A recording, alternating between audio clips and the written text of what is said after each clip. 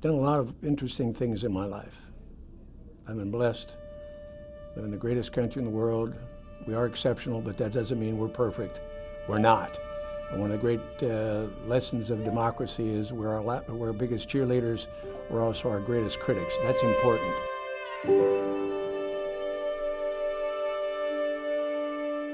The legacy of Vietnam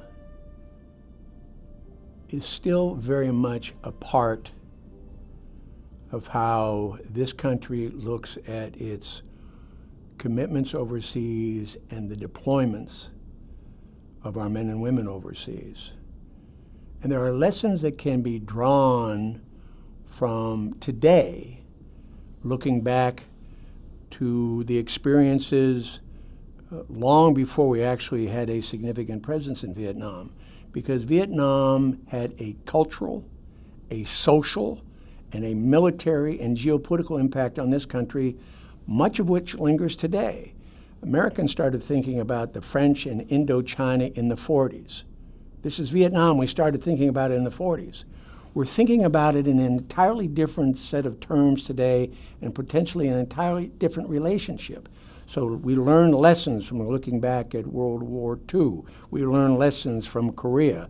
We've actually changed, so that we perhaps have changed and altered how we conduct foreign affairs, how we conduct military exercises. And we learn to appreciate the dramatic impact that wars have on not just the soldiers and the families affected directly, but indirectly the entire country has an impact. And so looking at that war and the legacy of decisions made, good and bad, lessons learned, good and bad, all the way through to the present time will help inform us, not only in terms of our relationship with Vietnam and Indochina, but hopefully have an impact, an even broader impact on decision makers in the future.